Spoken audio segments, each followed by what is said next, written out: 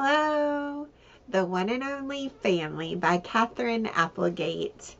Humans versus elephants versus gorillas versus dogs. One way we definitely differ from humans, gorillas mature more quickly. I can't believe how fast the twins have learned to talk, I remarked to Bob and Ruby one afternoon at Canine Corner. Too late to do anything about it now, Bob joked. He rolled onto his back on the stone wall and wriggled. Of course, puppies grow up much faster. They do everything quicker than elephants and gorillas. Elephants can walk from the moment they're born, Ruby pointed out. Impressive, especially given their size, I said. You know who the real slowpokes are? Bob asked. Humans. They're useless for years and years. Can't do anything for themselves. I guess everybody grows up eventually, Ruby mused. Even Bitsy's getting more mature. Bob winked at me. See, Big Daddy? Just hang in there for a few more years. There's hope.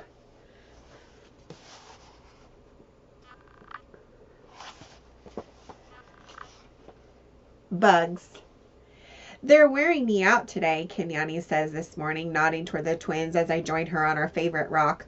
I close my eyes and turn my face to the sun. They were so much easier when they were babies.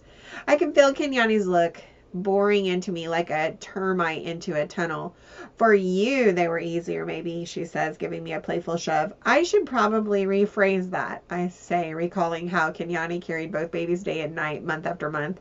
Now that they're a bit older, they enjoy using me as a free ride, too, and I love accommodating them. I am tired today, Kenyani admits. Carefully, she picks at some small insecty thing moving on my shoulder and eats it. Could be a bug. That was definitely a bug, I say. An aphid, I believe. No. Carpenter ant? No, Kenyani says. I mean, I'm under the weather. I take a good look at her, stroke her forehead, touch her nose. It's probably nothing, Kenyani says. You're positive? I ask. I hear the subtle, tight change in my voice and wonder if Kenyani can hear it too. Ivan, dear, Kenyani says, I'm not positive about anything except my love for you and the twins. Also Granny Smith apples, ripe mangoes, and yogurt raisins. I stand surveying my domain, trying to shake off the tug of worry that so often pulls at me. You rest, I say. I'll keep an eye on the twins. Jody can do it, Kenyani says, or one of the other ape aunties. They love caring for the niblets. Niblets is another way we gorillas refer to toddlers. I've got this, I say. You just relax and take it easy. I love caring for the niblets, too. Flying. I give Raji the grunt, a snorting noise meant to worm off misbehavior. She is trying to scale a tall rock formation she definitely should not be climbing. One neither twin will ever climb if I have anything to say about it. That girl is going to break her neck one of these days, I mutter. My next grunt is more forceful. But I need to practice flying, Daddy, Raji calls. 2 things, I tell her in my firmest voice as I approach. 1, you are a gorilla and you cannot fly. Raji juts out her lower lip. I just want to say hi to one of those butterbugs. That's called a butterfly, and she is on a long journey. Where's she going? Far away, I say as I reach for Raji and settle her on safe, solid, niblet-friendly ground. Julia said so. The butterfly garden Julia and her classmates planted near the entrance to the park has turned out to be a great success. Monarchs and swallowtails flock and flutter there, then disperse into the sky like snippets of rainbow. Listen, no more talk about flying, all right? I say. I fluff the top of Raji's head. Her fur is soft as spider silk. Maybe the butterbugs are going to Africa. Raji somersaults 3 times, then leaps to her feet. She is like a puppy, fearless and frolicking. She is, it occurs to me, not for the first time, a lot like my sister Tag. Do you think that's where they live, Daddy? Raji asks. In Africa, where you lived when you were a little bitty? I sometimes tell the twins stories about my brief time there. I share what I can, but not everything.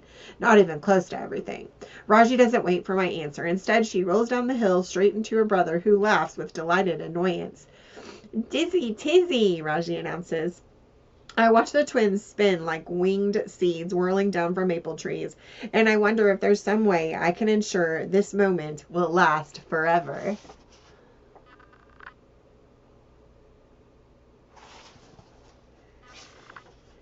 Pop, drop. Daddy, come on, Dizzy Tizzy time, Raji calls when I reach the bottom of the hill. The twins have collapsed on the ground while they try to catch their breath. I make one slow, dignified silverback appropriate twirl, and they giggle. Are you dizzy, Daddy? Tuma asks. Nope, I say. Then you're doing it wrong, Tuma cries. They leap up, each grabbing one of my arms, and try to get me to twirl, to no avail. You are like a mountain, Daddy, Raji complains. She clambers up onto my back, and Tuma follows suit. I still don't get how come I can't climb those rocks, Raji said in a pouty voice. She is not one to give up easily. I bend down so the twins can settle on me like riders on a pony. Because your mommy and I love you and we don't want you to get hurt, I reply. I knuckle walk slowly with a little bounce in my movements, and the twins let out giddy screams. Daddy, Raji persists, I won't get hurt on the rocks. I promise, promise, promise. So why did you say no? I have learned to be cautious when I hear one of the twins ask why. I call those quicksand questions. Well, there are rules, Raji, I say. You know that. Be safe and be kind, Tuma volunteers. Good work, I say, and I think maybe I am not such a bad dad after all. Raji somehow manages to perch on my head. So if there's no rock climbing, then vining is still okay, right? Swinging from tree to tree is called vining. In the jungle, of course, real vines are plentiful. Here at the park, the keepers have suspended thick ropes for us to use instead. Vining is allowed, I say, if you're careful. Also pop drop? Tuma asks. We really, really like pop drop. Before I can answer, Raji is clambering up the nearest tree. She moves as confidently as a squirrel. I wonder if I've ever moved that fast. Watching her, I feel proud and just a little terrified. One thing I've noticed about caring for little ones, you've got to get used to having wildly different feelings at the same time. Each new day with youngsters is like a frenzied drawing, one that uses every single color in the crayon box.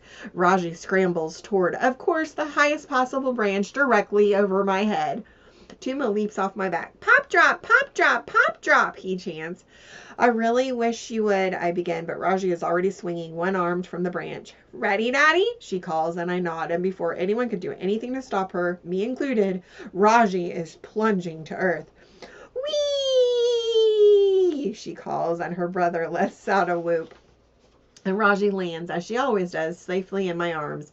And I am relieved and a bit awed and wondering, as I always do, what if? What if she hadn't landed just right? What if the branch had broken? What if I hadn't caught her? And then I tell myself, as Kenyani so often reminds me, that the twins need to play freely, to push boundaries, to discover what gives them joy. In any case, I don't have time for more worry. Raji is already climbing back up the tree for a repeat performance, with Tuma close behind.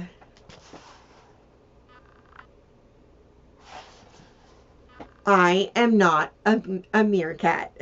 Bob says there are some animals here at the park called meerkats. He claims they are the most neurotic little fuzzballs he's ever encountered. Eyes always darting here and there, yippy and paranoid, and constantly on the lookout for impending disaster. You never know when a giant eagle might swoop in and eat you alive, I suppose they're thinking. But of course, we residents of the park live in an artificial world like fish in a bowl. Why don't the meerkats just take a deep breath and soak up the sun? Bob asked me. Why don't they just chill out? Maybe they have offspring, I suggested with a heavy sigh. He looked at me, then head tilted, nose twitching. You know, Big Daddy, he said, sometimes you remind me a little bit of those meerkats. Just saying.